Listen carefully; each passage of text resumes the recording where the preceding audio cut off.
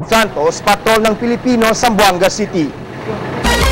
Sa Capiz, kabilang po ang isang ginang na 3 taon nang pinahihirapan ng kanyang ovarian cyst sa mahigit 70 pasyenteng nabiyayaan sa libreng operasyon ng iba't ibang grupo ng mga doktor at ABS-CBN Regional Network Group sa Rojas City.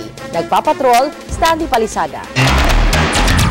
Tiniis ng 28 taong gulang na si Malu Kasapaw ang mahabang pila sa libreng operasyon sa Capiz. Ito lang ang pagkakataon niya para maibsan ang bigat ng kanyang ovarian cyst.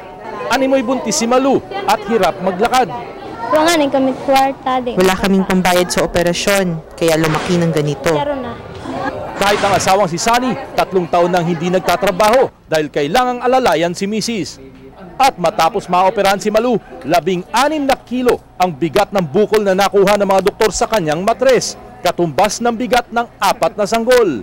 Masaya si Sunny, sa wakas, maari na silang magkaanak. 3 taon kong naranasan, ngayon ko lang na nakikita, baka dyan ako ng magiging tatay. Isa lamang si Malu sa mahigit 70 pasyente na nabiyayaan ng libreng operasyon ng Philippine Society of Anesthesiologists, Philippine College of Surgeons at ABS-CBN Regional Network Group sa Rojas City.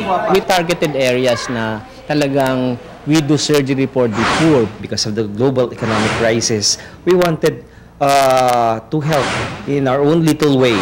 Mahigit 4 na milyong piso ang halaga ng mga operasyon at naibigay ito na walang bayad. Kaya naman hindi mailarawan ang tuwa ng mga nabiyayaan ng libreng operasyon dito sa Capiz. Stanley Palisada, Patrol ng Pilipino.